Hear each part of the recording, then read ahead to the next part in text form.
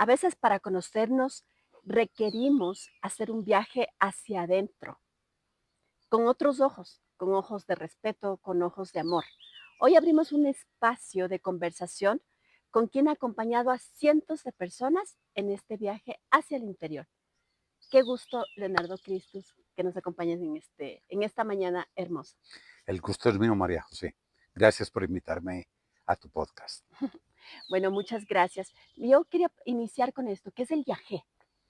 El yagé es una medicina sagrada del Amazonas, creada por el Todopoderoso para recordarnos nuestro origen divino. ¿Ok? ¿Y qué beneficios encuentran las personas cuando toman yagé? El yagé es una medicina para el alma. Te sana física, mental, sentimental y emocionalmente. Hasta ahora, en los muchos años que llevo brindando el yagé, no le conozco límites. Hay personas que lo buscan porque tienen enfermedades, hay personas que lo buscan por curiosidad, hay otras personas que lo buscan como parte de un camino espiritual y todo es permitido y bien visto en el universo. Ujú. Pero también recibes ciertos beneficios, tantos físicos, emocionales, espirituales. A ver, hablar de beneficios espirituales no lo creo, porque el espíritu por sí solito es perfecto, es Claro. Dios en cada uno de nosotros. Pero a nivel físico, claro, si nos sana físicamente, cualquier enfermedad puede desaparecer, pero también todo lo que es producido por las emociones. Y hoy en día la ciencia sabe que el 85 o el 90% de las enfermedades son psicosomáticas. Cuando el yagé limpia tus emociones, somatizas esa nueva emoción, esa paz, esa tranquilidad, esa armonía en tu cuerpo, como antes somatizabas todo el estrés, toda la tristeza, todo el dolor, todo el resentimiento. Ujú. Así que simplemente se invierten los papeles. Ok. ¿Qué es lo que hace el yagé cuando entra en el organismo de una persona? Inicialmente produce tres efectos, o puede producir tres efectos: diarrea, vómito y mareo. La diarrea se produce por dos razones. La una, porque no hicieron una dieta adecuada, y la otra, porque están sanando tu cuerpo. Los agentes activos de la medicina entran en tu organismo, desprenden las células enfermas y las lleva al tracto intestinal para que uno las evacúe. Esa es la forma en que le sana el cuerpo. En cuanto a las emociones, cada que nosotros estamos expuestos a las buenas y a las malas emociones, producimos una cantidad de químicos que no salen de nuestro organismo, se quedan dentro y se van juntando, se van adhiriendo a los órganos vitales y nos van produciendo una serie de efectos que son nefastos para la vida. Nos van causando tristeza, desmotivación, nos hacen aparecer enfermedades de difícil diagnóstico, en fin. Entonces, todo lo que hace el yagé es limpiar esas emociones. Y al limpiar esas emociones, los efectos que esas emociones causan en el cuerpo se pierden. Ujú. El segundo efecto, que es el vomitivo, es a través del vómito que botamos las emociones. Y el tercer efecto es el mareo. Si uno está sano física y emocionalmente, tal vez no tenga diarrea ni tenga vómito, pero el mareo sí es para todos, porque el mareo es el que produce la conexión entre el alma y el espíritu. El alma y el espíritu. He tenido la oportunidad de leer tus libros y nombras mucho acerca del alma y del espíritu. ¿Nos puedes explicar de qué se trata? El alma es nuestra conciencia humana y el espíritu es nuestra conciencia divina. El alma está radicada en el hemisferio izquierdo de nuestro cerebro, el cual se conoce como cognitivo. Cognitivo es conocimiento, pero es conocimiento externo, no conocimiento interno. Es decir, todos los conocimientos exógenos, todo lo que viene de afuera, desde que nacemos, nos está impactando el hemisferio izquierdo del cerebro a través de la lógica, la razón, la matemática, el lenguaje, las costumbres, las tradiciones, la educación política y religiosa. Todo eso va conformando nuestro carácter y nuestra personalidad. Y por estar tan enfocados en el hemisferio izquierdo del cerebro, descuidamos el derecho, que es conocido como el hemisferio creativo. Y allí está la creatividad, la intuición, la percepción, la inspiración, la clarividencia, la clariaudiencia, la telepatía, la sanación y la autosanación. Ujú. Hago una diferencia entre la sanación y la autosanación, porque la sanación es la capacidad o el don que tenemos de sanar a otras personas Ya. y la autosanación es la facultad o capacidad que tenemos nosotros mismos de regenerar nuestras células, restaurar nuestros órganos y restablecer su perfecto funcionamiento.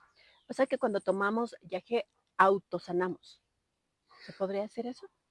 Cuando tomamos yagé, el yagé lo que hace es conectar nuestra alma con nuestro espíritu para que sin perder la conciencia humana tengamos acceso a los beneficios y al conocimiento de nuestra conciencia divina. Ujú.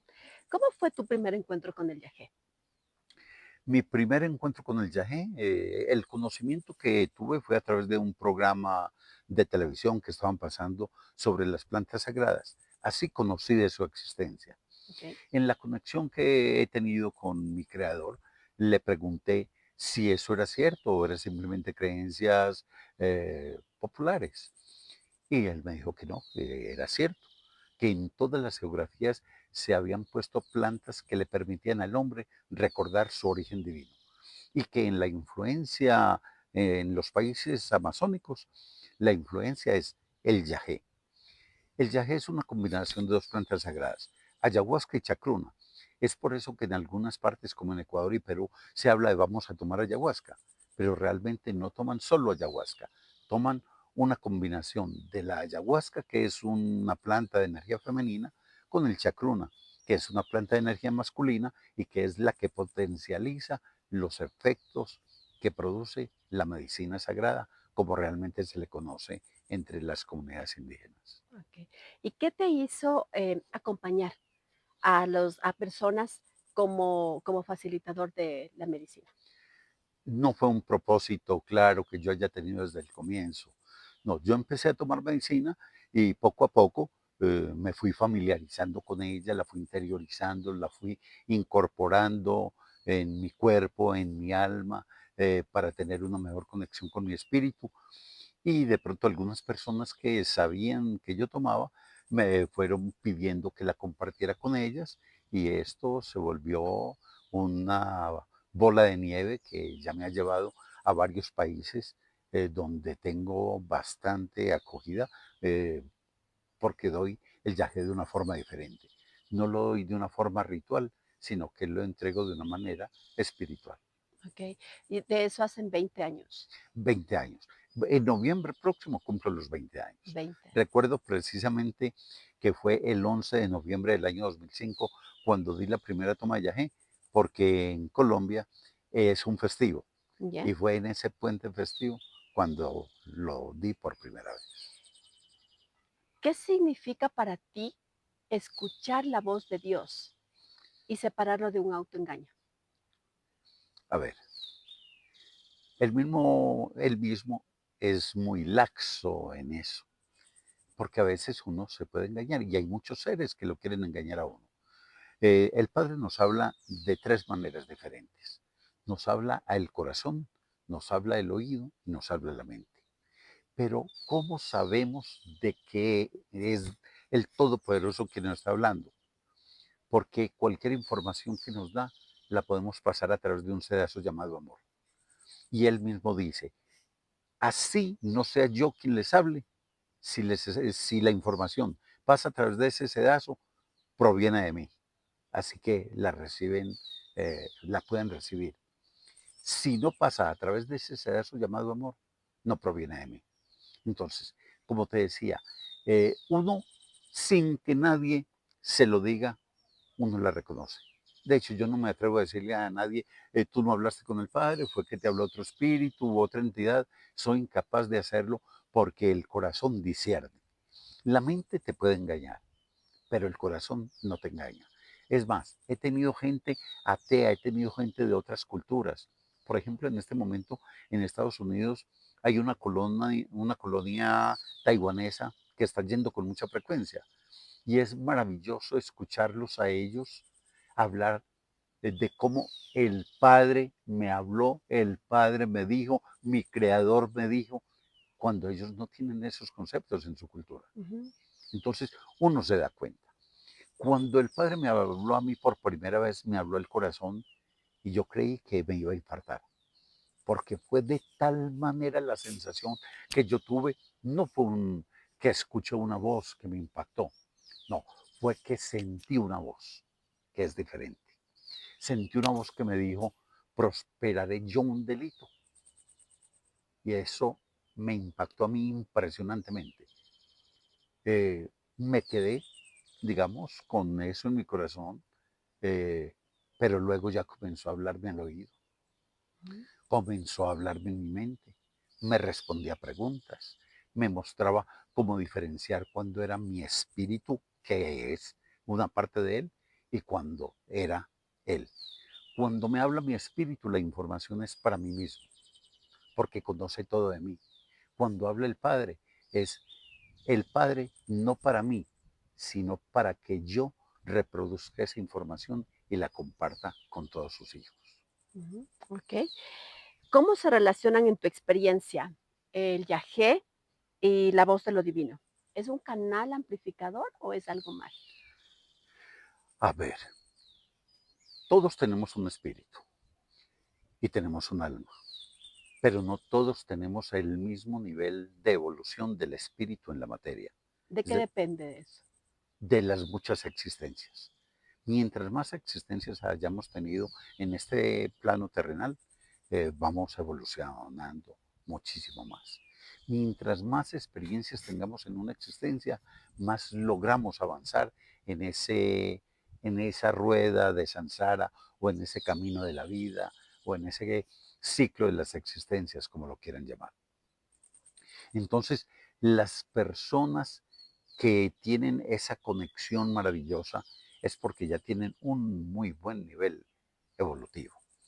Hay personas que se comunican, por ejemplo, solamente con la naturaleza, y eso Ujú, es válido porque Dios está en la naturaleza, pero se están comunicando es con los espíritus de la naturaleza.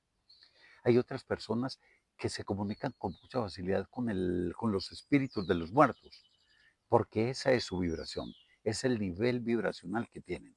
Entonces, la comunicación con uno u otro ser, con el creador o con espíritus de inframundo, depende exclusivamente del nivel vibracional que nosotros tenemos. ¿puede el yagé ayudarnos a replantear creencias sobre el bien, el mal, básicamente? Totalmente. Porque el viaje nos conecta no con una información humana. La ética y la moral en el universo no existen. Ujú, La ética y la moral es simplemente convencionalismos terrenales, que incluso ni siquiera aquí mismo en la Tierra son generalizados. Por decir algo, en los países latinoamericanos podemos ver la poligamia o como un pecado, como un delito. Y esa es nuestra ética y nuestra moral. Pero, ¿y los musulmanes? ujú. Que tienen un concepto poligámico y muchas culturas que lo permiten. Entonces, fíjate que ni siquiera la ética y la moral es global, son simplemente eh, convencionalismos lugareños, por llamarlo de alguna Cultura. manera. Eso en el universo no funciona.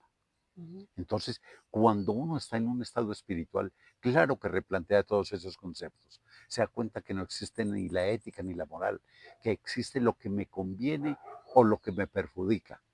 Entonces, ¿cómo quiero dirigir yo mi vida? No por reglas humanas, sino por conceptos divinos. Eh, o sea, ¿quiere decir que no hay nada ni bueno ni malo? En el universo no existe ni lo bueno ni lo malo, existe un propósito. Yo suelo poner con mucha frecuencia un ejemplo para que veamos lo que es el bien y lo que es el mal. Esto no pasa de ser un concepto personal. Tú vas por la calle, alguien te arrebata tu cartera, se llevó lo que habías acabado de recibir como sueldo o sacar de un cajero. Ujú. ¿Ese es un acto bueno o es malo para ti? Pues malo, ¿no? O sea, Para ti, creeríamos que es malo. para Ajá. ti. ¿Y para el ladrón?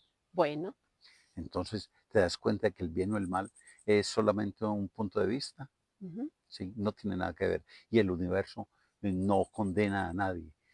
Y todos los maestros que han pasado por la tierra siempre han hecho énfasis en que uno no debe juzgar a nadie, No juzguéis, sino queréis ser juzgados.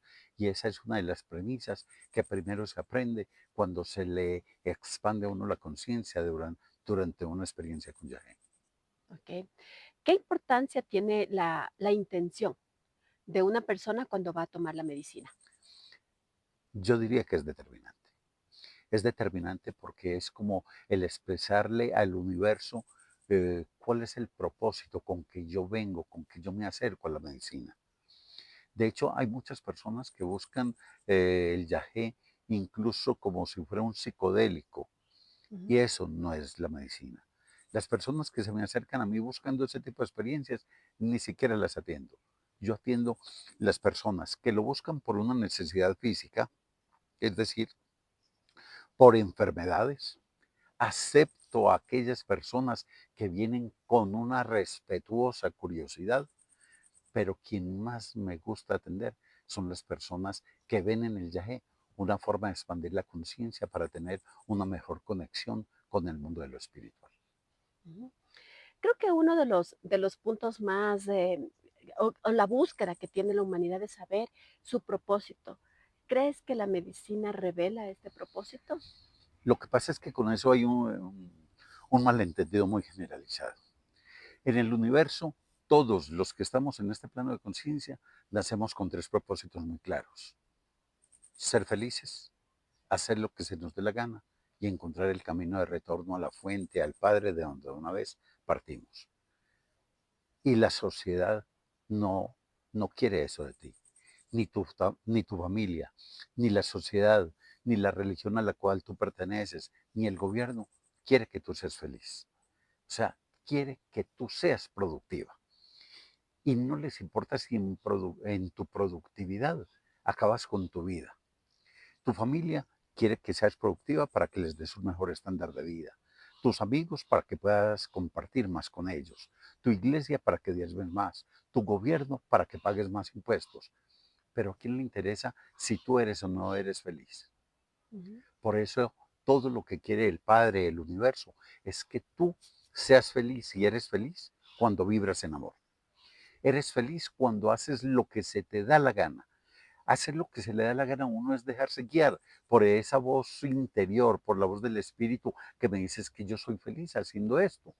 No importa si es rasgando una guitarra, cantando, bailando, haciendo empanadas, jugando fútbol, lo que sea, pero que sea lo que tú quieres, no que lo que los demás te indiquen que debes hacer. Porque cada que alguien opina sobre esto, siempre está opinando eso es productivo o no es productivo. No, con eso te mueres de hambre. Ujú. No, con esto te puedes hacer rico. Esta carrera Es en este lucrativa. momento tiene mucha demanda, es lucrativa, ¿sí? Pero no les importa si por hacer todo ese proceso que lo lleva uno, desde un preescolar hasta un doctorado, acabas con tu vida. Ujú. ¿Cuál ha sido uno de los mensajes más reveladores que has recibido para la humanidad al tomar yagé? A ver, la mayoría de las experiencias que he tenido, las más gratificantes, precisamente no han sido con el Yagé. O sea, ¿Cómo es eso? la mayoría de mis experiencias ha sido una conexión directa desde antes de yo conocer el Yagé. Por ejemplo, los libros no me los han dictado con el Yagé. Esos libros han sido una conexión directa con el Padre. El libro de Yesvá, por ejemplo, fue una integración entre Yesvá y Leonardo. Yo recuerdo, esa fue una experiencia, por ejemplo, que fue muy determinante en mi vida. En una visión veo que Yesvá viene caminando hacia mí y mientras viene caminando va diciendo, mi familia no me reconoció, Ujú. mi pueblo me rechazó y otros que no me conocieron alteraron mis enseñanzas en procura de su propio beneficio. Mas eso no volverá a suceder y seguía caminando hacia mí, porque ahora soy yo quien estoy escribiendo mi verdad. Y cuando dijo ahora soy yo, él se metió en mí y a partir de ese momento empecé a tener los sueños y las visiones que me iban trasladando a esa época, a esos momentos, a conocer verdaderamente cómo fue la historia de Yesba. ¿Y el segundo libro de qué trata? El segundo libro titula El yo que Dios ha hecho en mí. Recuerdo muy bien el día en que el Padre me dio el título. Se me pusieron los pelos de punta. No sé por qué, pero me pareció tan profundo ese título. Fuera de la información general que nos da sobre cómo fue la creación del universo, cómo fueron las creaciones de las diferentes razas, qué era la Tierra en el universo en ese momento, qué seres venían aquí. Es mucha la información que nos da, pero de lo más importante que creo yo que hay allí es una serie de ejercicios que nos llevan a encontrar ese Dios que todos llevamos dentro. En alguna ocasión un periodista le preguntaba a Saibaba por qué él podía hacer prodigios. Y Saibaba le dijo, la única diferencia entre ustedes y yo es que yo he concebido a Dios en mí y ustedes no lo han podido hacer. Eso es lo que hace el libro El yo que Dios ha hecho en mí en la vida de las personas. Darles un paso a paso para que conciban a Dios en sus corazones. Y después de que lo hacen, su vida cambia totalmente. Su vida se vuelve plena, sin esfuerzos, sin luchas, sin guerras, sin peleas por conseguir absolutamente nada. Todo se les va dando porque el poder creador de ese Dios que habita en nosotros se va haciendo manifiesto. Ujú. ¿Y del tercer libro? El tercer libro titula Yesba. Yesba es el verdadero nombre del que nosotros conocemos como Jesús. Él nunca en su vida escuchó la palabra Jesús. A él solamente se le llamaba Yesba en arameo y Yeshua en latín. Cuando pasaron los escritos al griego, los llamaron Jesús, y cuando tradujeron la Biblia al castellano, los llamaron Jesús. Es decir, la palabra Jesús en la historia del cristianismo es muy reciente. Y allí lo que hacemos es narrar la vida de este maestro que partió en dos la historia de la humanidad. Contamos desde el momento en que le llegó la menstruación por primera vez a Miriam, que era el verdadero nombre de quien conocemos como María, hasta, eh, hasta los 13 años en el primer libro. En el primer libro contamos hasta que fue mayor de edad. Ujú. Para los judíos la mayoría de edad llegaba a los 13 años. Y luego vienen dos tomos más donde se cuenta la vida entre los 13 y aproximadamente los 35 años, y la segunda entre los 35 y los 40, que fue cuando él fue crucificado. Él no murió a los 33. Los 33 es una historia que se contaron, que no, se inventaron para usar cierto simbolismo. Hay un error en los años de Yesba, porque cuando se cambió el calendario juliano al calendario gregoriano, se equivocaron en 7 años. De hecho, el punto de partida, el año cero del calendario gregoriano, ya Jesús o Yesba tenía 7 años. Es decir, hay 7 años perdidos, que cuando uno estudia la historia se da cuenta de que Herodes el Grande murió en el año 4 antes de Cristo, y Herodes el Grande persiguió a Jesús cuando Jesús se lo llevaron para Egipto. A él se lo llevaron para Egipto el año y medio, es decir, ahí tenemos año y medio más y otro año y medio antes de que muriera Herodes. Por lo tanto, hay un desfase de 7 años, y esos 7 años son 7 años que le agregaríamos a esos 33 años de los cuales mucha gente habla que fue la vida de Yesba. Mm. Ahí narramos cómo fue verdaderamente concebido Yesba. Yesba fue hijo de hombre, no fue engendrado por el Espíritu Santo, como nos quieren decir. El Espíritu Santo, o la Espíritu Divina más bien, porque es otra cosa que hay que aclarar. El Espíritu Santo o la Espíritu Divina del Creador es la parte femenina. La parte masculina es la que llamamos Padre, y la parte femenina es la Espíritu Divina del Creador. Sin esos dos componentes no se hubiera creado el universo. Entonces, esa energía femenina fue la que a través del arcángel Gabriel, que también es una energía femenina, le dio la información a Miriam de que iba a tener un hijo. Eh, a nosotros nos han dicho que fue concebido por obra y gracia. No, fue concebido como una promesa, pero el verdadero padre de Yesba fue un soldado romano de nombre Pantera. Wow. Y eso lo conoce la historia. Incluso en Alemania hay hay un monumento a Pantera, porque fue un gran legionario. ¿Sí? Y él, hubo un amor a primera vista, por decirlo así, con Miriam cuando apenas tenía 15, 16 añitos, y verdaderamente él fue quien la dejó encinta, y luego fue José quien fue el padre adoptivo, y ahí viene la historia maravillosa de cómo fue todo ese bagaje del embarazo, del nacimiento, de la huida a Egipto, las vivencias de Yesba en Egipto, el retorno a la Palestina, todo eso se cuenta en el libro Yesba. ¿Y por qué crees que nos contaron otra historia? ¿Qué es lo que nos querían hacer creer o qué, cuál era la intencionalidad de cambiar toda esta historia que tú nos estás contando? A ver, hay muchos libros que fueron ocultos. La gente cuando piensa en la Biblia cree que la Biblia fue revelada y escrita en un momento dado de la historia y mira, esta es la Biblia. Ujú. No, eso no fue así. La palabra Biblia significa colección de libritos. Y esos libritos en ese entonces eran rollos, rollos de papiro.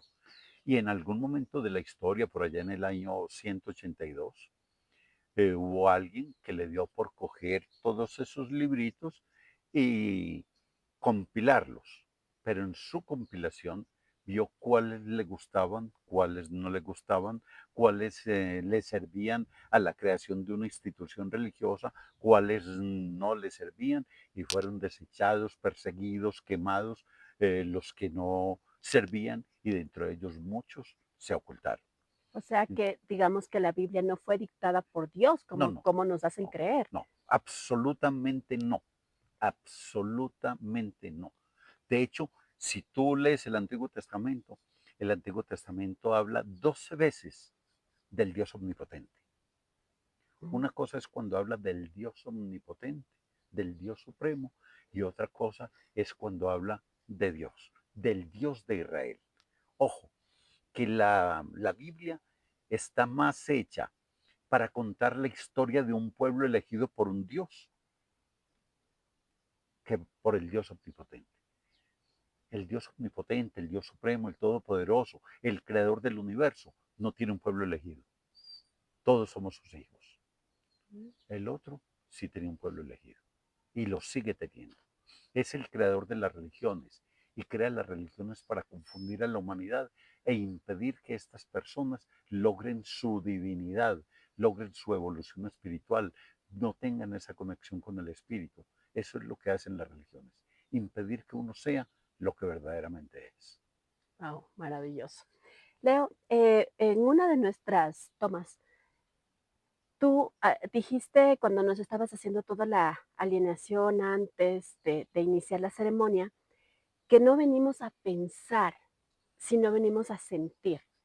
¿Qué quieres decir con eso? Bueno, desde siempre hemos sabido que nosotros somos trinos, somos alma, espíritu y cuerpo. El cuerpo no hay necesidad de explicarlo, es la materia que nos conforma. El alma es nuestra conciencia humana y el espíritu es nuestra conciencia divina. El pensamiento hasta ahora ha estado al servicio del alma porque es a el alma a quien le ha servido, y el alma se vale del pensamiento para seguir manteniendo su control.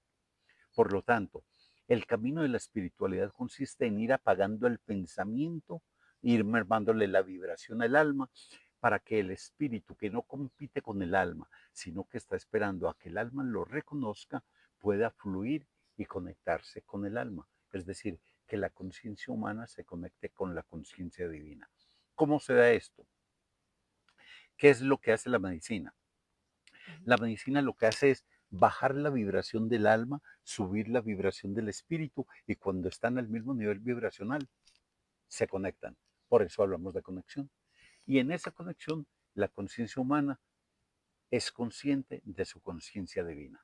Pero si uno está pensando, pensando, pensando, el espíritu sigue ahí apagadito, esperando a que el alma, a que el ego se dé gusto.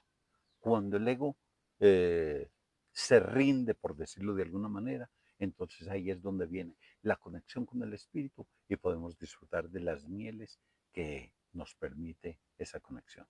Ujú. Cuando iniciamos, cuando arrancamos, empezamos a ver colores, empezamos a mirar figuras. ¿Por qué es eso? Esas figuras que nosotros vemos durante el comienzo de un trance o de un éxtasis espiritual es el acceso a la energía creadora. Nunca nadie podrá decir que Dios le habló o que tuvo un encuentro con Dios y que Dios se le presentó como un señor barbado de pelo blanco y ojos azules. Cuando una persona me cuenta esa historia, yo ya sé que está siendo víctima del engaño, porque Dios es energía pura, es energía creadora, es la energía del amor. Y la energía del amor es eso. Todos conocemos, supongo, o han visto en alguna ocasión lo que es un mandala. Ujú. Los mandalas son la forma en que en Oriente graficaron la energía prana o la energía creadora, la energía de la vida. Cuando nosotros aquí en Occidente vemos esas figuras, que también las llamamos geometría sagrada, es porque ya tenemos acceso a la energía creadora.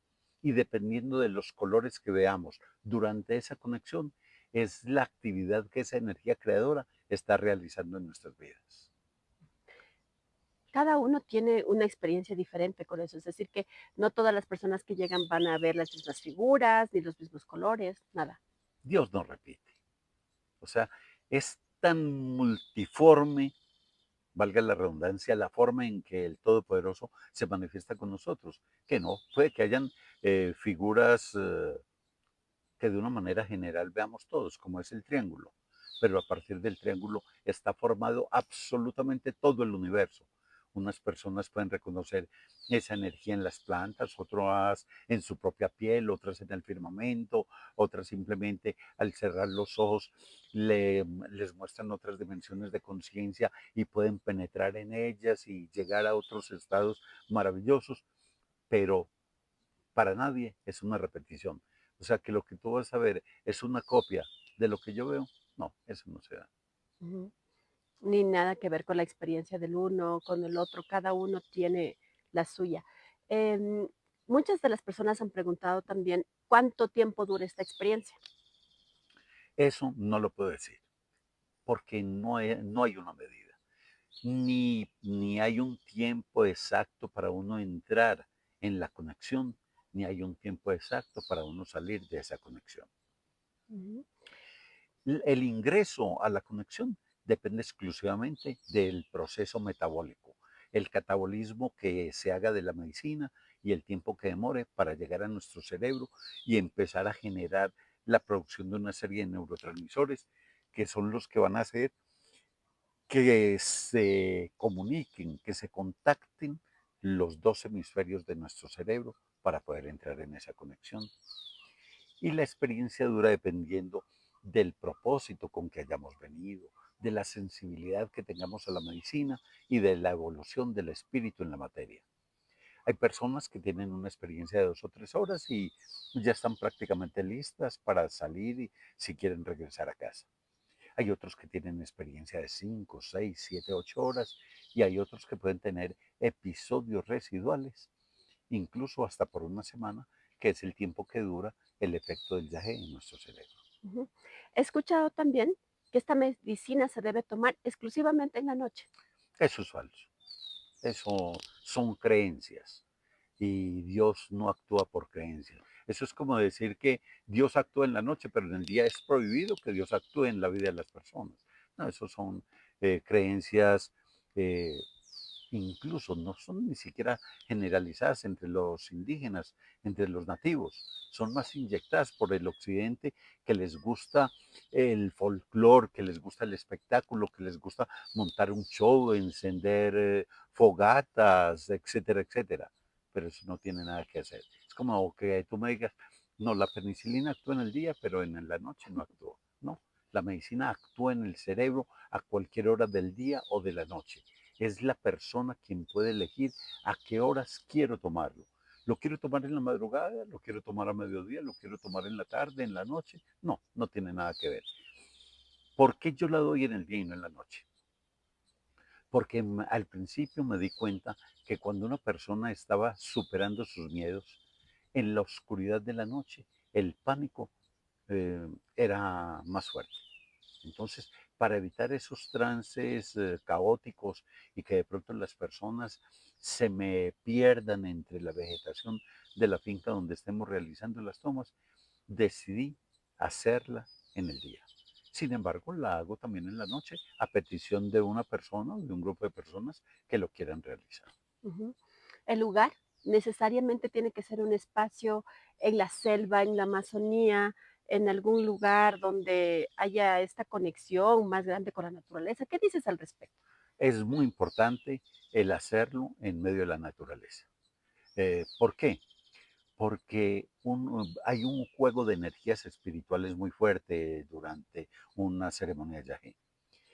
Se van a expulsar una cantidad de energías que no deben quedar encerradas dentro de una casa. Porque así como van cogiendo fuerza dentro de nuestro cuerpo, van cogiendo fuerza dentro de una casa y es ahí donde la gente empieza a decir que siente cosas raras. Entonces, para evitar eso, lo hacemos en medio de la naturaleza. El vómito, las devoluciones que la persona va a hacer de esas energías negativas, la naturaleza lo transmuta, lo cambia, lo transforma de una manera maravillosa en su contrario.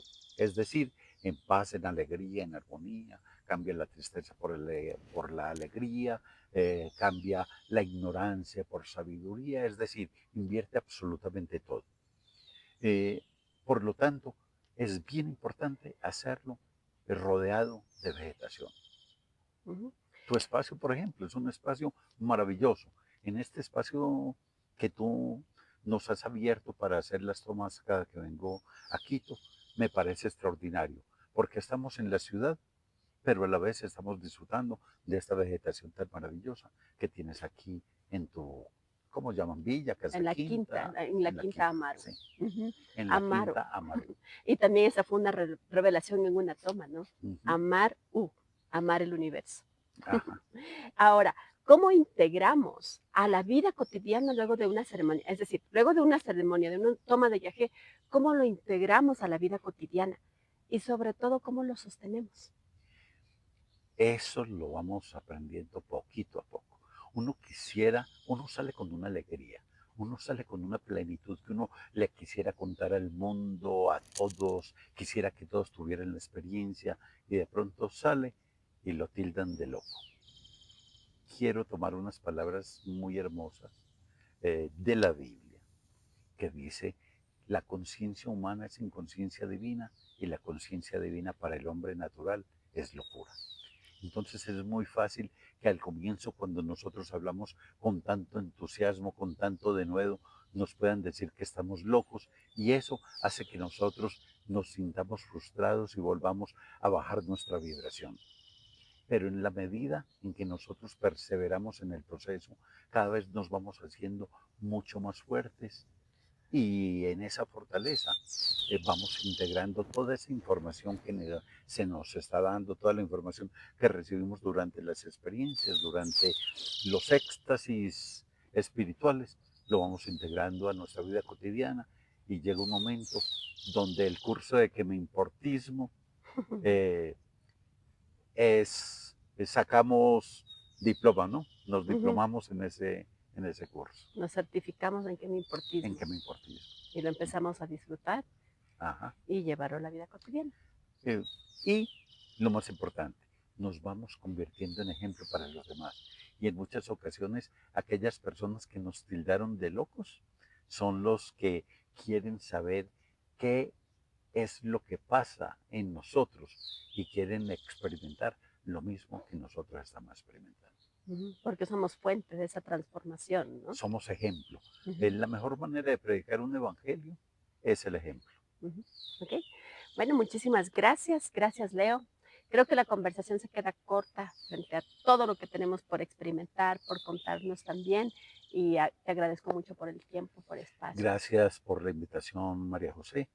Eh, Espero que esto llegue a un gran público y que despierte un poquitín la conciencia que yo sé que cada uno tiene ahí latente. Ese, todos en este momento tenemos como esa vocecita que nos está invitando al despertar, pero a veces los afanes de la vida cotidiana hace que estemos apagando, acallando esa vocecita interior y no le obedezcamos. Ok, gracias. Gracias a ti, María José.